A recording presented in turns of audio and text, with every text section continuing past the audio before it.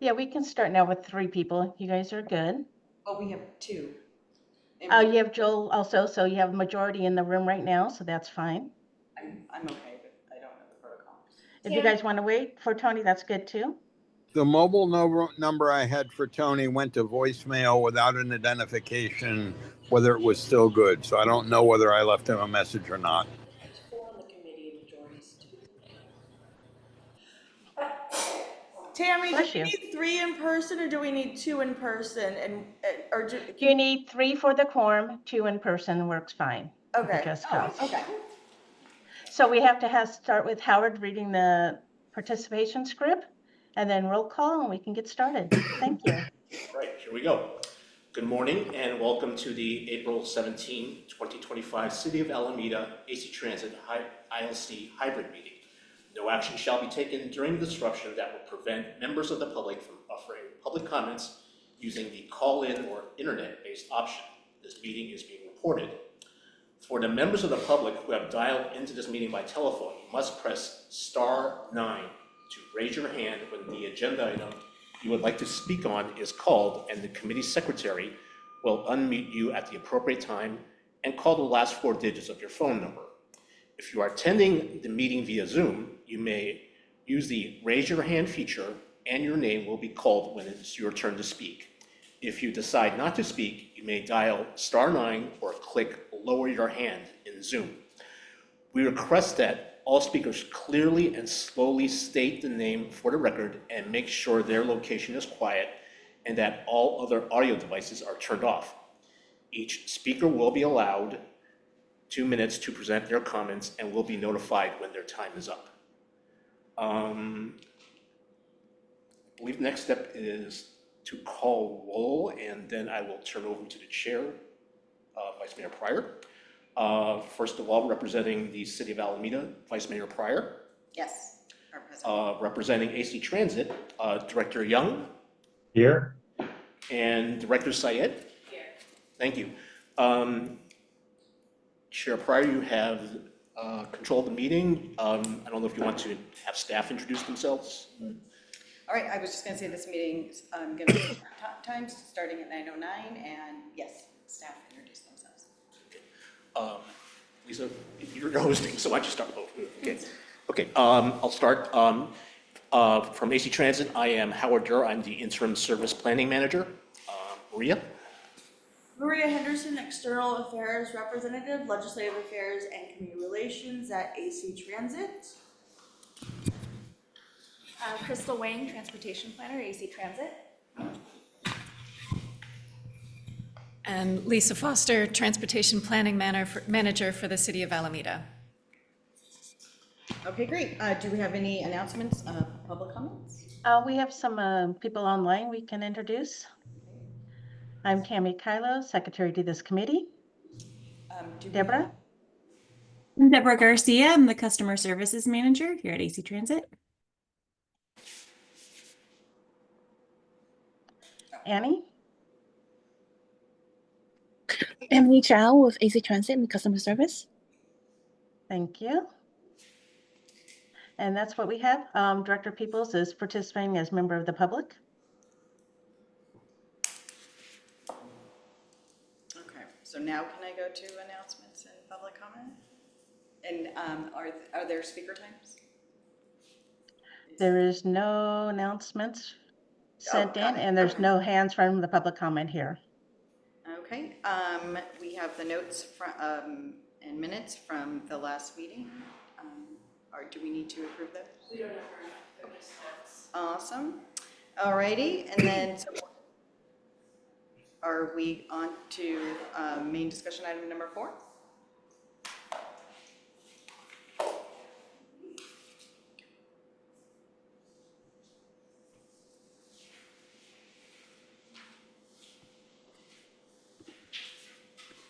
While she's pulling that up, just wanted to compliment staff on the excellent and thorough notes from last time.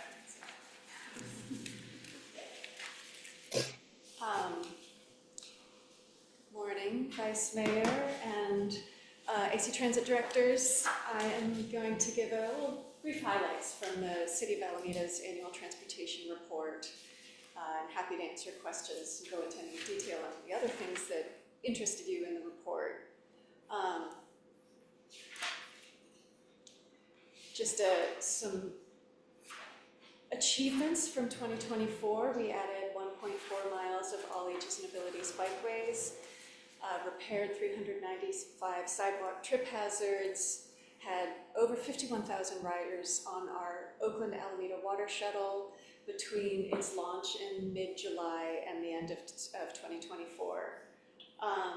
We upgraded 92 curb ramps and improved safety at 89 intersections. And you'll hear more about this in the next presentation, but we had over 200,000 rides taken by the participants in our free bus pass program with AC Transit. Speaking of that water shuttle, it did launch last year after more work than people could ever imagine, and it's a great partnership and it's going really well. It is free, it's ADA accessible, it operates 5 days a week across the estuary. And then bus ridership online serving Alameda grew 8% since 2023 and has grown 36% since 2021. Of course, Crystal Wang can speak in much more detail on this data, but it is important to us to see, our biggest lines, 51A, and the 20 and the 21, 96 and the O are still going strong, growing. Ferry ridership also continues to grow in Alameda with SF Bay Ferry. So on Seaplane Lagoon and Harbor Bay ferries, ridership grew 6% last year and had over 500,000 boardings. SF Bay Ferry has now announced that the majority of their weekday riders are Alameda service. In terms of what's coming up for this coming year, the Cross Alameda Trail is nearly complete. We have a couple of segments that will be under construction starting this year. One is Clement Tilden project, which we, pending soil review, we expect construction to begin in the fall. And then the Pennzoil project, or the project on the former Pennzoil land is under construction now, and we expect that roadway to open up this year. Central Avenue safety improvements, which do include some bus stop improvements, those are under construction right now. We are coordinating with AC Transit on that project as we do pretty major construction for a couple of years. Grand Street project from Shoreline to Otis, construction is expected this year, and this also includes bus stop improvements near Shoreline and at Wood School. And then this is a map of all the capital projects that are current with the city right now. The blue lines are the projects that are in the planning phase right now, and then the kind of orangey red are the projects in construction phase, which to us means that the design is complete and the funding is secured. So it doesn't necessarily mean that there's cones on the ground right now. The reason you see so much on Bay Farm is that is our pavement program is on Bay Farm this year.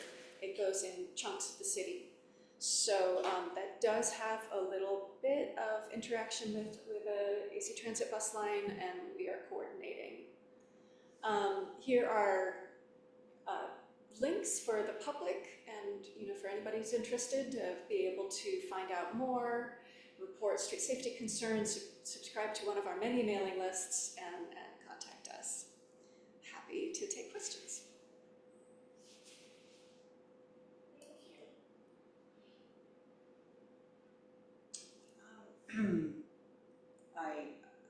Do I need to call somebody? We call for public comment, but I don't think anybody's here. Tammy, do we have any public comment? There are no public comments at this time. I have a question. Okay, so this is all the, I guess it's about, so when I look at are there, Is there a bus route that, I just heard this from somebody that lives in Bay Farm, I don't live on Bay Farm. Is there a bus that does go to the ferry terminal, or how close does it go? And on Bay Farm, sorry. On Bay Farm, yes. And that bus, Crystal can speak to it. Sure, yeah. This is the West Transportation Transit, and we have a bus that serves, Perfect. We have line 21 that serves the ferry, Harbor Bay Ferry Terminal.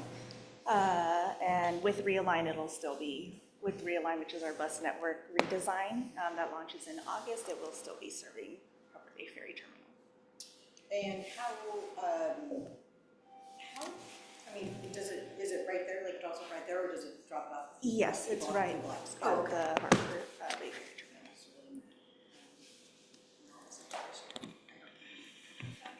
Add a little bit. I have seen some sort of social media chatter saying that bus line's being eliminated with Realign. People are misunderstanding because it's no longer going to the airport, but it is still serving the ferry terminal, and it is still running on Bay Farm. So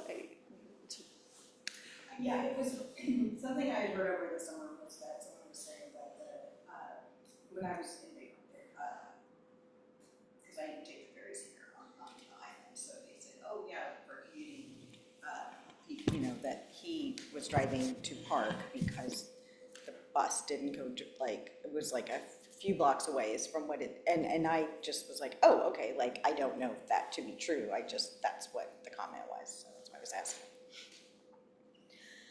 Should we clarify? Yeah. Yeah. It was just one person, so I just was like, oh, I'm very curious about this. So. I have a question on the weekday ridership on the ferry. The report has just the boardings for the whole year. Do we have a sense of the average weekday ridership? I can get that number for you. I don't have it at my fingertips. Yeah. Do we have plans for the Oakland Alameda water shuttle to go to 7 days a week? We don't, but we do have plans most likely to add a day starting this summer with a little bit of funding the Alameda County Transportation Commission kind of freed up for us by lowering our matching requirements. Oh, okay. So that would last about a year, expanded service. To 6 days during the summer? Right. But in order to get to 7, we would need another boat, basically. Oh, okay. Yeah. And that's not an option at the moment with our funding. Good to know. Is that due to maintenance fees for the boat? Yeah.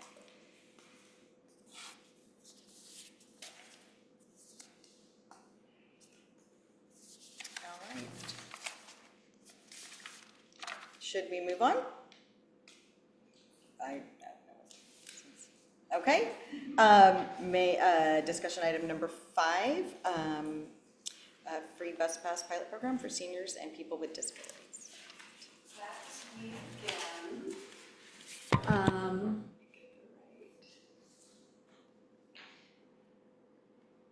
Okay.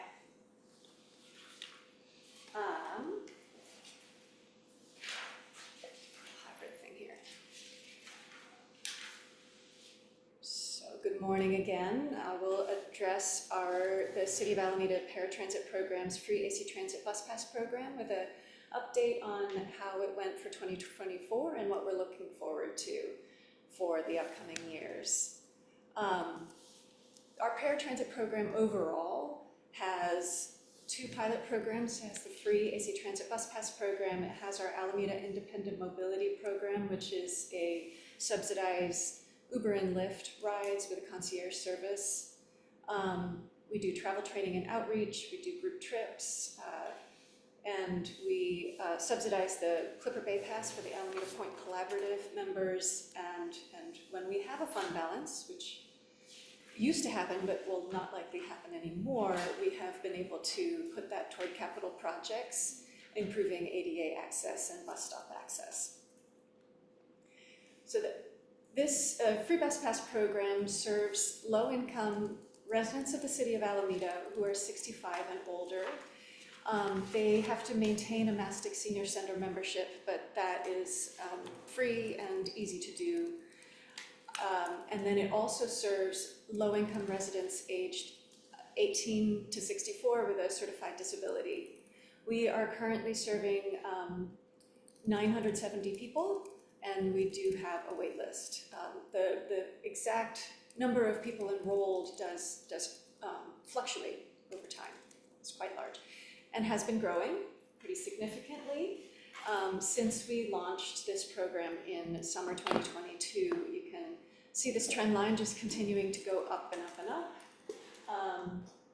By December 2024, we had over 18,000 rides taken by 641 unique users. So the rest of those enrollees that I mentioned did not ride that month.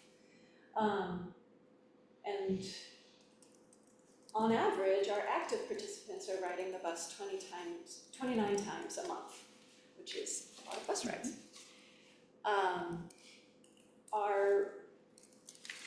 This is the demographics of the program, that we do serve a diverse group, with the majority of them, though, identifying as Asian and Asian American, and nearly half speaking Cantonese.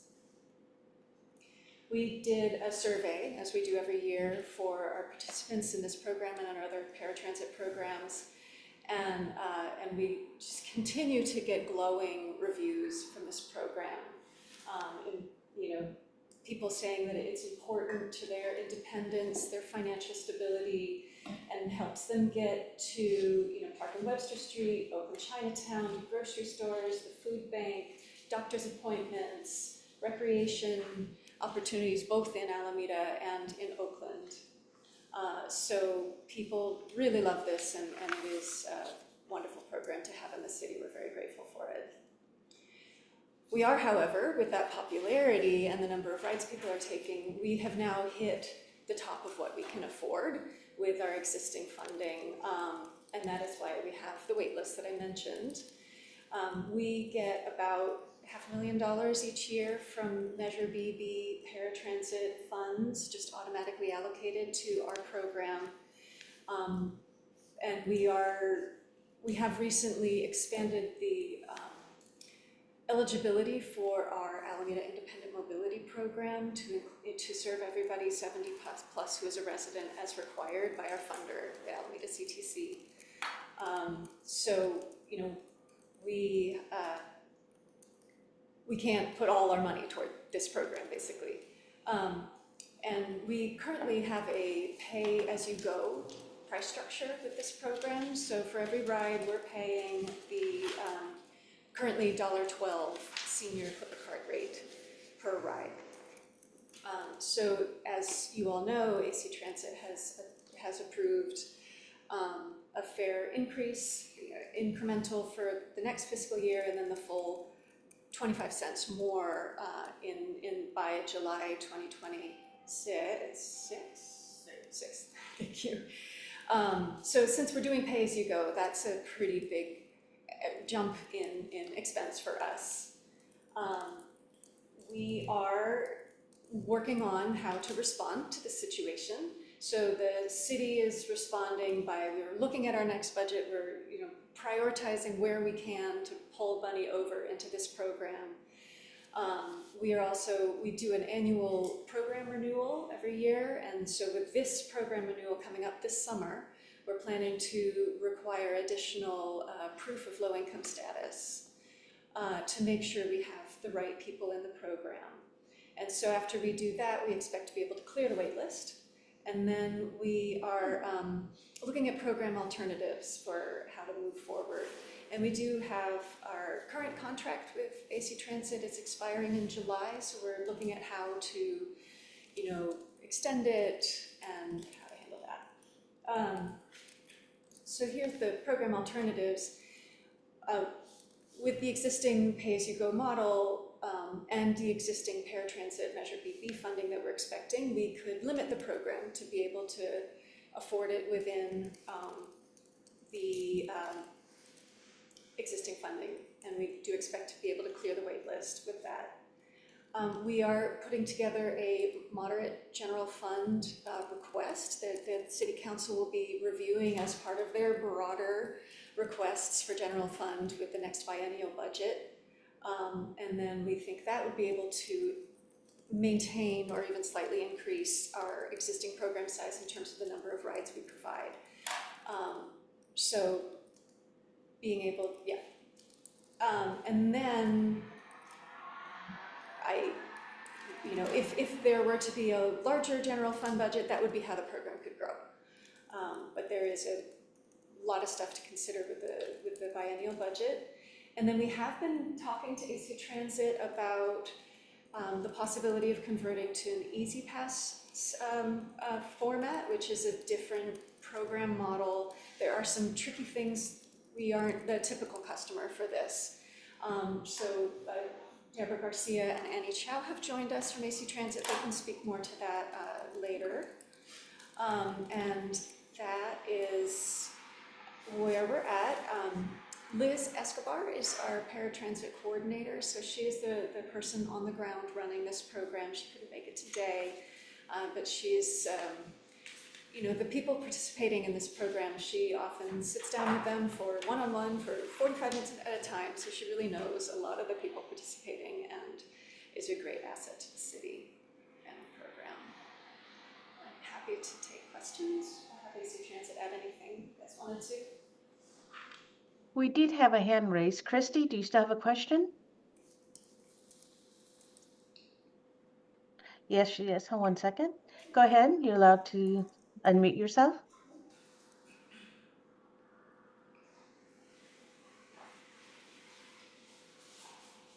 Christy?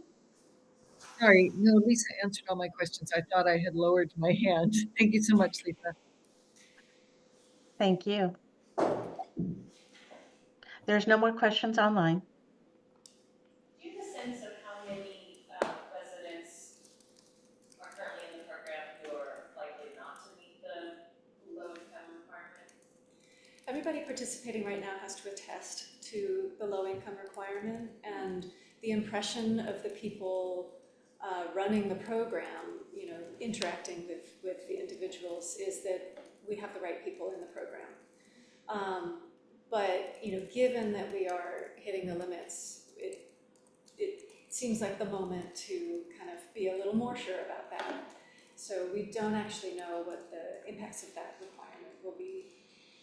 Last year, just doing the program renewal on its own, making sure we had people who are still residents and still participating, had 125 people drop off.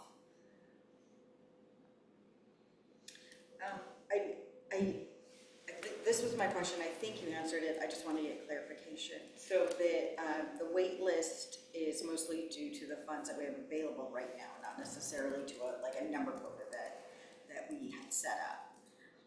And then the wait list times you're expecting the time to be on the wait list to be able to participate is likely to, I don't know, to help clear it, if we can do the vetting, I guess. Yeah, that's what we anticipate is with our enrollment renewal. After that's complete, then we'll have new kind of spots that we can fill. And then this is, I was just wondering, the cost to manage that, is that like a big burden on staff, or is to do all verification? So yes, that will add administrative burden to the staff. We do have, Liz Escobar is part-time, and it is, does a lot of direct service work with the populations that we serve. And so the ramifications of spending more time on this program is that she has less time to do outreach, to go out to, senior housing and talk to people there about their transportation options. The program also used to offer a really fun educational event called Hop on the Bus with Us. And we haven't been able to offer it for a while due to limited staffing. She does continue to do the kind of core travel training program called Transportation 101 that also talks about how to use transportation apps, including how to look at bus schedules and when the bus is coming. So that is not gone, but that's sort of where we're stealing time from to do this, basically. But would it be, I guess the impact on her or her position, would it be more seasonal because the enrollment processed once a year? Like, so it should be like other things that she works on for a month might be put on, like that's what I'm trying to figure out. Like, yeah, I think I was just talking more generally about the sheer program size at this point. And the number of people coming in with they lost their card, they have questions, and they want to enroll. But you're right, that seasonal enrollment is a crunch time as well. You're right. and then that was it. And then I think you had mentioned someone might speak to the conversion to Easy Pass. But Hey, good morning, everyone. Deborah Garcia, the Customer Services Manager. Yes, we had been exploring all kinds of options. This is such a popular program and it increases ridership, so we were all on board. Unfortunately, after really careful consideration and looking at the program structure of Easy Pass, it just doesn't seem like the right fit for this program to be converted to Easy Pass. If the city of Alameda, wanted to do a different kind of program that included seniors and persons with disabilities in a pass, in an Easy Pass program, that would be a different option. But converting this program to an Easy Pass program, it just wasn't working out within the structure. And for for our understanding, can you just say a little bit more? I mean, I could guess, but about why, but Easy Pass, it's designed to be a universal program. Is that right? So this program is subscription-based, so is that why it's not a good fit? Because That's exactly right. Easy Pass is really built for employers, university and colleges, and housing programs. And this is more of a membership program, which is just a little bit different and doesn't really fall into the infrastructure that Easy Pass is built on. But it's definitely something that, this isn't the first type of membership style program that we've seen. And it's something that the Easy Pass team is considering for future iterations. But again, that would be, way into the future, not something that would fix the immediate need of the city of Alameda. right, and that's because we can really only offer the lower pricing structure at Easy Pass whenever it's a universal benefit. So if all seniors in the city of Alameda, right, were provided with a pass and the city wanted a deep discount, then that would be appropriate for Easy Pass. But when we do it for those who are choosing to ride transit, we can't do that same deep discount because it's predicated on a certain number of people not using the pass, right? When it's a universal pass. Versus this one is people signing up to use because they want to ride the bus.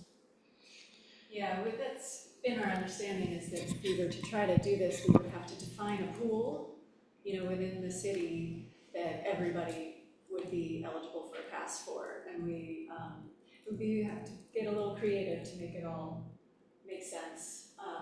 And I think it's worth continuing having conversations about whether that could change this program to more fit into the Easy Pass model, but certainly not immediately. So also too, and I think this is just because I'm a special education teacher, so the people I know that use AC Transit have a disability. So that was, I guess, I just assumed for years now, so I don't know if this is true, that the people that do use AC Transit do have some disability, but it sounds like that is a qualification, but it could also just be you're 65 or older and you have low income. So I just wanted to clarify that. On this program, yes. We serve adults with disabilities, age 18 plus, and then everybody low income age 65 plus. Okay. First come, first serve.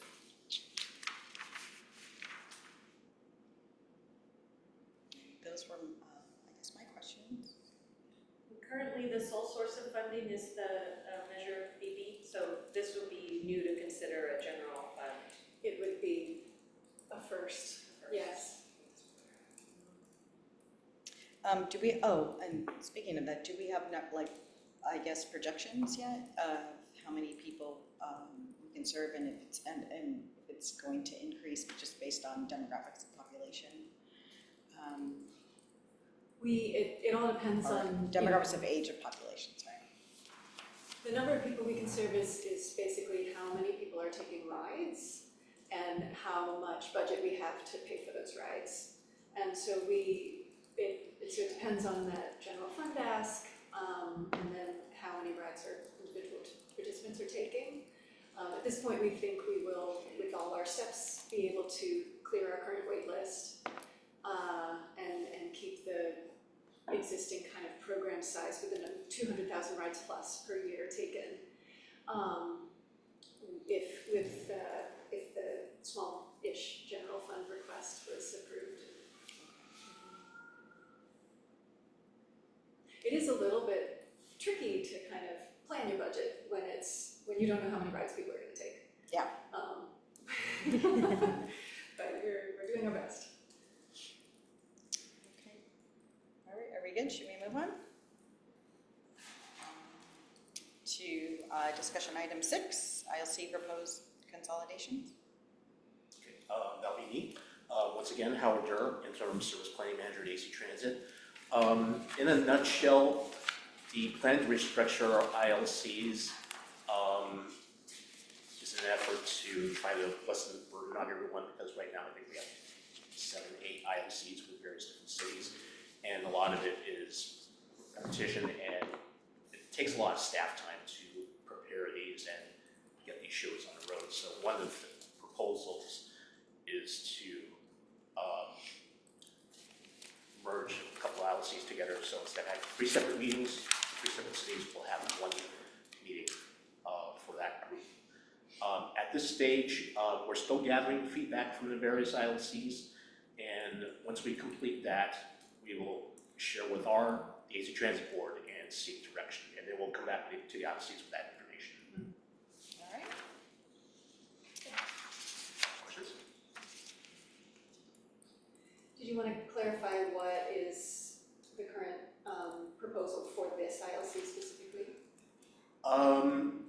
You know what, I haven't been too close to the ground on this one, so I'm sorry to say I can't say for sure, so I don't know, Kristen, do you remember, or Maria? I think it's still really in flux, and we did have an extensive discussion last month, so definitely encourage folks to check out the notes from last month. There was a lot of really good substantive documentation of kind of where the different directors were, and I think we're getting more public feedback, and then we'll be, getting feedback from the AC Transit Board and continuing to take a closer look at it. We did hear a lot of concern that the issues of Alameda would be lost if it's combined with Oakland and Piedmont. And similarly, we're hearing things from Oakland, right? So we continue to look at this and look at ways to reduce the burden to staff and support public participation. Just one comment. The other issue is that the composition of the ILCs has been changing also. Vice Mayor Fardy, this is your first, for example. We had a new contingent for Emeryville, for example, so we need to bring them up to speed, and Oakland's been in advance because of the mayoral election, which was conducted yesterday, and we're still waiting to see how that trickles out. So The proposal that planning put forward was for Oakland, Alameda, and Piedmont to consolidate into one large.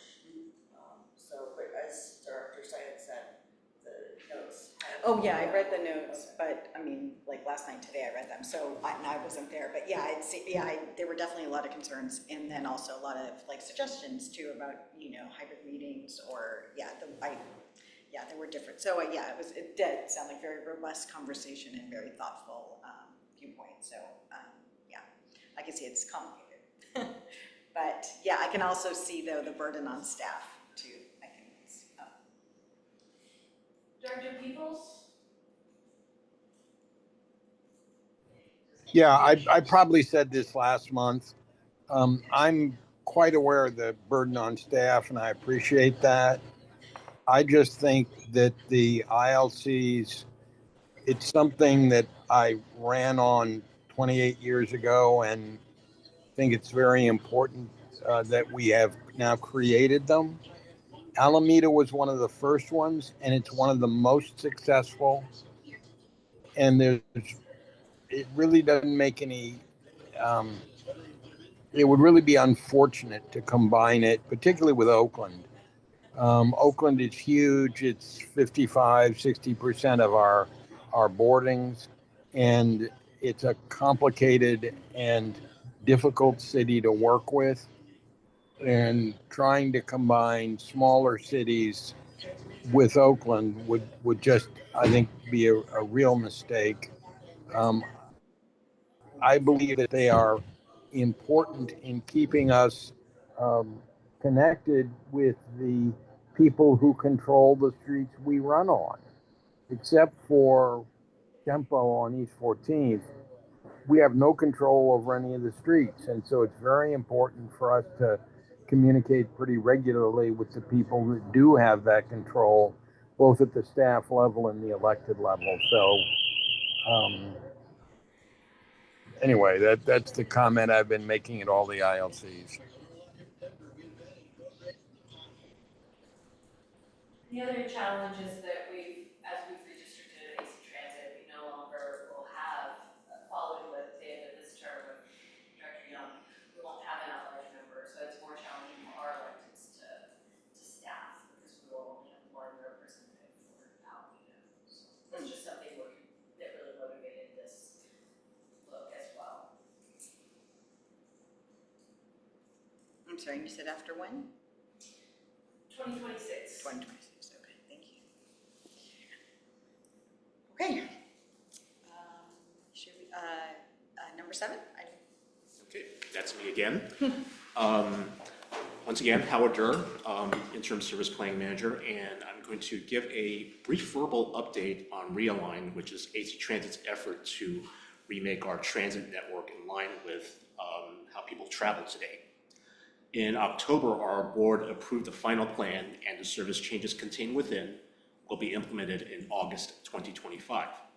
We're also continuing to move forward on service standards, which are the framework for how we prioritize new service and measure how we're doing.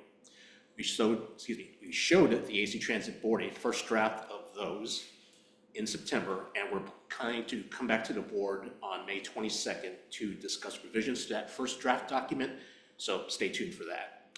We're also doing a lot of internal preparations, both on the AC Transit front, building schedules, coordinating with our labor partners, and in close collaboration with city staff on bus stop location changes, new parking restrictions, signage, and other pieces of our implementation strategy in advance of our launch in August.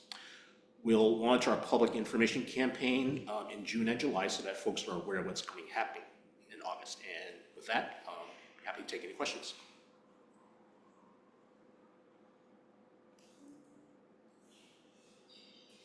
I don't have it. It just sounds like you're very busy, and it's a, yeah, I guess because I knew that the labor had issues about the routes, but it's been months since I've heard that, so I'm guessing a lot of those things have been ironed out. So that's it. I don't have. Does anyone else have questions or comments? Director Peoples? Yeah, sort of let me make an overall comment. What you're seeing now in Realign is a cut in service. We went from 100% of 2019 service to 85%. This portion of Realign was an attempt to rationalize that, to make it, to make that service make sense given the amount of funding we had. There are two other elements of Realign that I am eagerly awaiting. One is a Realign that assumes that somehow we can get the funding for 100% of 2019 service and what that service would look like. And the third portion is a reach portion or an ideal portion, which if we had all the money we needed, which nobody ever does, I understand, what would our service look like? And that is very important as we try to advocate for more money to give people an idea of what that could look like. Um, Hopefully, the 100% is supposedly um, in process. The reach part has been promised, but we don't have a date for it yet. But just so people understand, this is all a reaction to what happened with COVID and the vast changes in the way people go to work, so that it doesn't necessarily make sense to think of ourselves as exclusively a 5 day a week morning and evening commute. And so, how do we rationalize our service given that? And we've cut back our service to San Francisco enormously because the downtown there is just dying. It's only got about 35%. It's got about 35% less workday population. Anyway, but that's a sort of broader idea of what Realign is about, and I hope to see the other two portions of it as quickly as possible.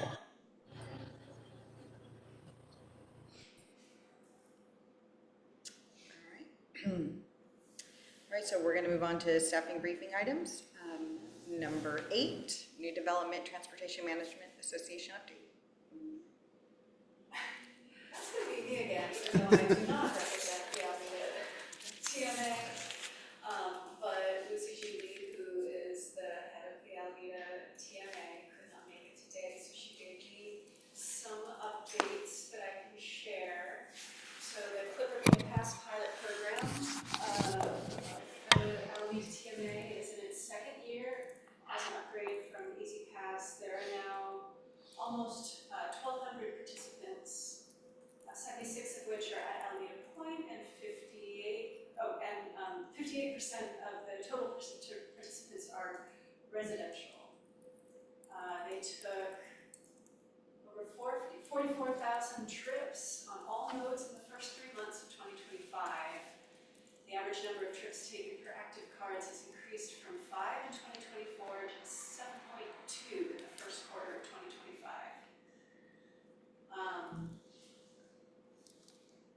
For Easy Pass, ridership has increased as well. The average number of unique users per month has almost doubled from 185 to 348. Average monthly boardings increasing by over 50%, from 3,800 in 2023 to 5,900 in 2024. Total annual boardings increasing by over 50% from 46,000 to 71,000.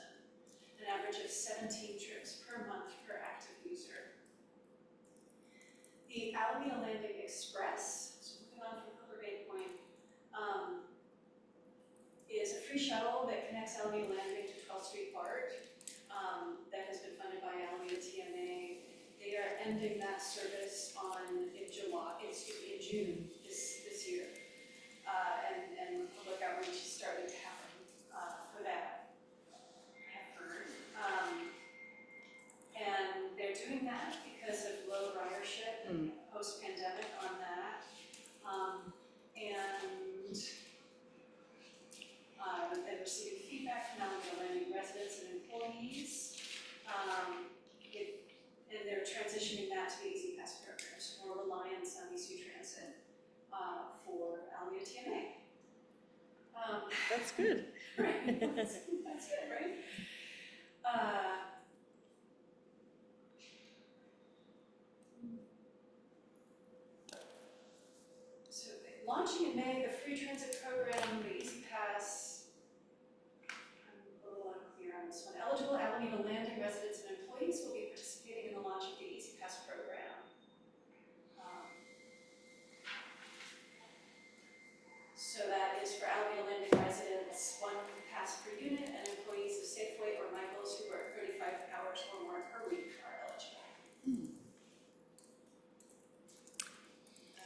sounds great. My question is the increase due to like the population growth because of the, and or the accessibility to, having a credit card? Do we know, or is it both? It sounds like both have been increasing, and I would say yes, they have more, especially this residential portion of the population, they have more people to participate, and then I know that with Clipper Bay Pass, people are excited to have the option to take the ferry. Some of them have moved quite close to ferry stations, so that is part of it as well. Are there other questions or comments? All right, Oakland Alameda Access Project. Sure. Crystal Wayne, Transportation Planner, AC Transit. So the Oakland Alameda Access Project is the project from ACTC. City staff and AC Transit have been having monthly technical meetings and monthly updates on the outreach efforts with the ACTC team. Last we heard, construction is expected to start this fall, and ACTC said no sooner than October. And last we heard, it'll last 3.5 years for construction. On the AC Transit side, our biggest concern, of course, is impacts to transit service during the tube closures. And we've been reiterating this concern to the project team since we heard about those closures, and thanks again to city staff for also helping to reiterate that. And we've really just been trying to stress the importance of minimizing bus delay during construction. We know there will be some impacts, of course, but we just want it to be minimized as much as possible. There really isn't much more that can be done on the Alameda side to help minimize transit impacts during construction, since the city's already implemented things like the bus queue jump on Webster that helps the bus move more reliably. So we've been trying to work with the project team to see what can be done on the Oakland side. The good news is that we recently heard that the City of Oakland is preliminarily open to moving forward with a proposal for a bus-only lane on 7th Street between Broadway and Webster, and a dedicated bus-only left turn lane from Broadway onto eastbound 7th Street. So that's something we'll be discussing with ACTC, Oakland staff, and Alameda staff in a workshop later this month. Lisa, I don't know if you have anything to add. The only thing I can add is that, city staff continue to participate in both, talking to Alameda CTC and Caltrans about their communications, and then also with the work that Crystal's describing about AC Transit delay reduction. And the Alameda CTC is hosting a series of public workshops this month and next month. There's 2 of them will be in Alameda in person, and then 1 will be virtual, and then another 2 in person in Oakland.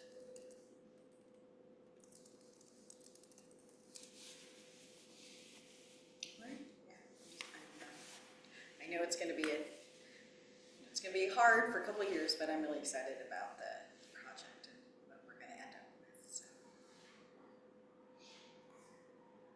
All right, so number 10, the AC Transit ridership and complaints, all the fun stuff, and actual missed rides. I don't know, Lisa, you could share this attachment if you have it. It's not a huge deal.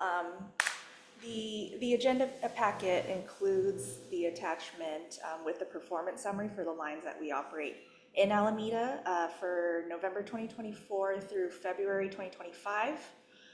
Generally, ridership has stayed pretty consistent. Looks like we had a pretty nice jump on the 51A, but most of the lines are really around where they should be in terms of productivity. Our Transbay line OX and our local line 19 are a little low. They should be closer to probably 20 passengers per revenue hour. For on-time performance, our on-time performance standard is 72%. So some of these lines haven't been meeting that standard during this time frame, like lines 96 and the Transbay lines. So that just means that trips were either more than 5 minutes late or more than 1 minute early. Will you let me know what page you're on the Here, I can, Yes, okay. I just about have it up so I That can table share right it there. on the Zoom. Yeah.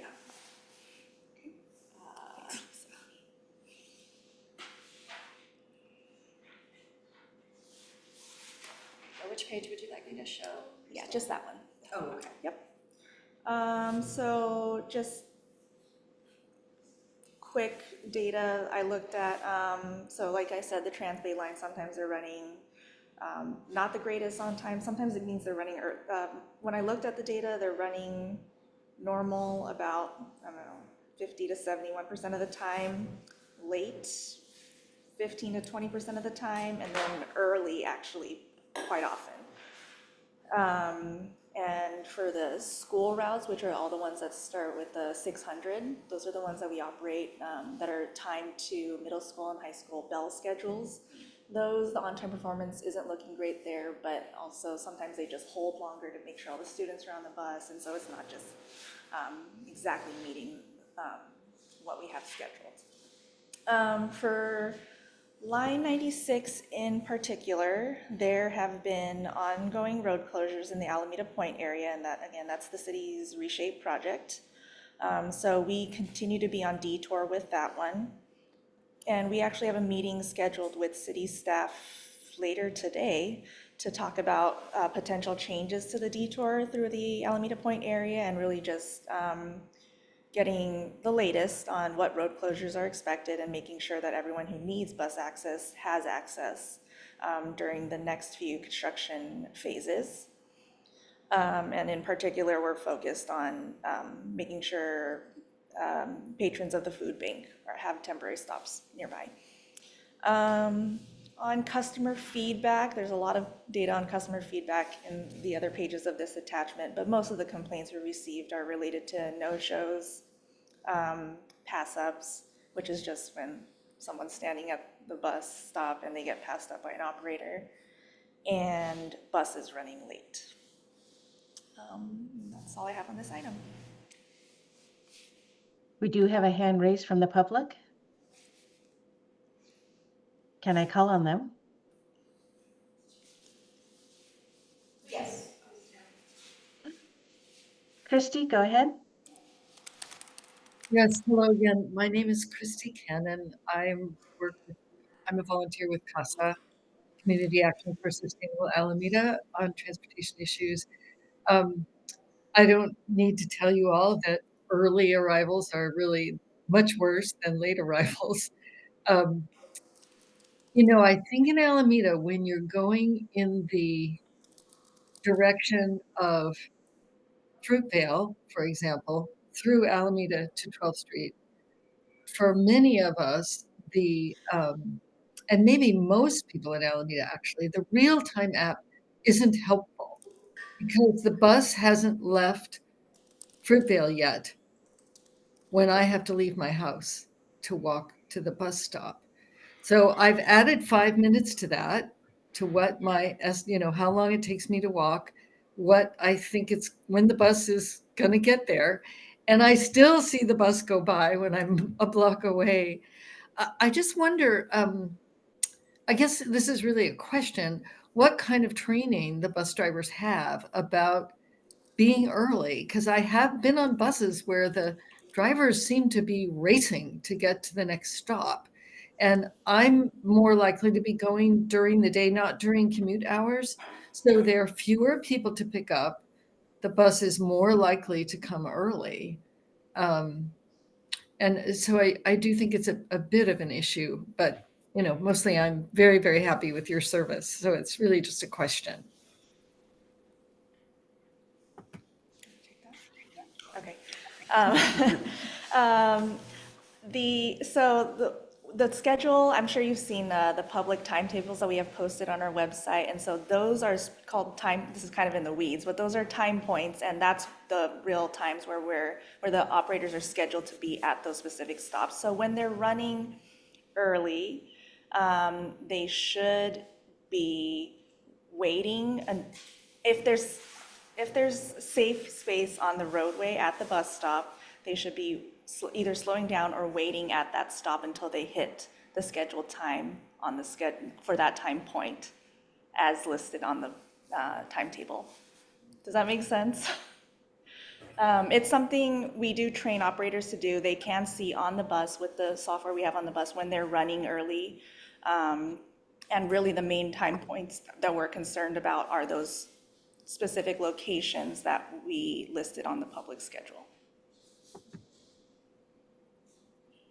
Right, and I agree with the caller, this is a huge issue, it's entirely within our control, and it is, if the bus is only coming every half hour and it comes early, it's a big problem, especially, this transit performance, the new 50s on-time performance, right?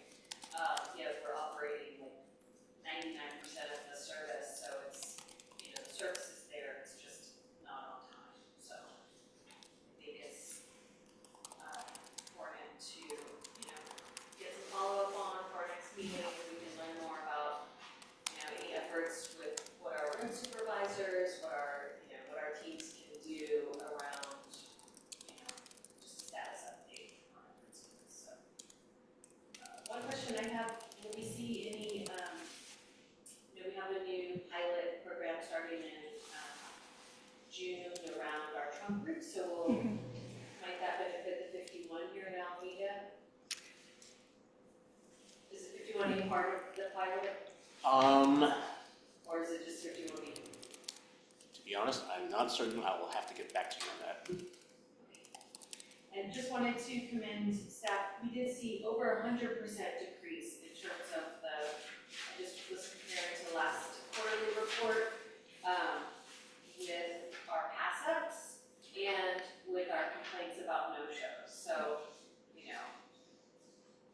that is a significant improvement from last time. We went from over 130 pass-ups to 46. Now these are ones that people are calling, right? And similar trends of no-shows going from 96 to 48. So those are significant improvements from last quarter. Right, so I had just to go back to your question about the Q&A. Yes, it is part of the pilot. Great. And do you want to share a little bit about the pilot, either Crystal or Howard, what it is? I can give a little bit of information about it. It's an attempt to enhance the reliability of our service. The biggest problem we saw in the wake of the pandemic was having enough workforce to operate the service that we promised, that we put out there on the schedule. So one of the things that we saw was that on our heaviest trunk lines, of which 51A is one of them, it seemed to be a little more pronounced, which is not surprising because it's busy, it can be stressful. So one of the ways that we're taking a look at perhaps boosting the reliability is to offer a bonus, basically, when operating those more stressful, more demanding lines. So it'll be an incentive pay, $2 an hour for those lines, but we'll be carefully monitoring. Is that actually impacting attendance? Is that getting us to where we want to be? And if it's not, then we won't continue it. But currently, investing in that effort to improve reliability, because 80% of our riders are on our trunk lines. I have a question because I'm glad that you brought it because I wasn't here, last quarter. So I was wondering why the improvement, what can the decrease in the no-shows and the early complaints. So I'm guessing there's a reason why it decreased so much, which is great news. But I was wondering why, what factors contribute to the decrease? Yeah, the big one is staffing up to, if not full workforce levels, at least to something as darn close as possible to it. So that's the biggest thing. That has been our biggest challenge ever since the pandemic began. And that's kind of the reason why some of the services that people have been asking for can't come back, because we just don't have the enough workforce to satisfy the requirements to operate a full level of service. Sometimes it can be too as simple as factors like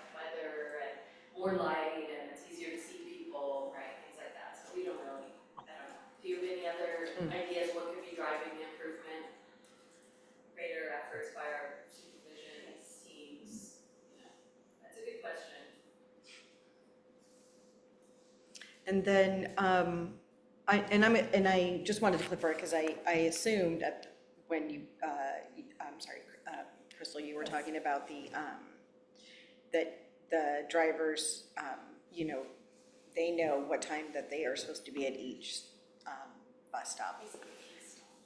No, is it every stop, or was it key, Yeah. maybe they have 20 stops, so it's like 4 stops? They do kind of a time check? Yes, Oh, so got we it. do, Okay. we're really only monitoring on-time performance via those stops that we have. Got it. So if I'm sorry, I forgot her name, but she spoke earlier, so if she is unfortunately not at that stop, then it might happen more often. Okay. And those are my questions.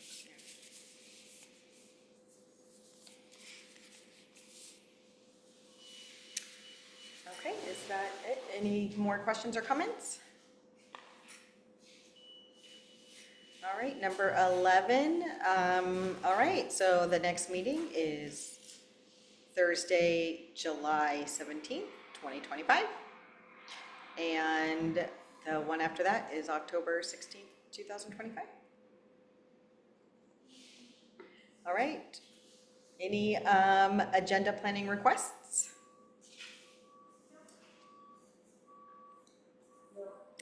Okay, announcements or public comments? We'll be having the Alameda breakfast briefing for this ward at the end of May, so before our next meeting.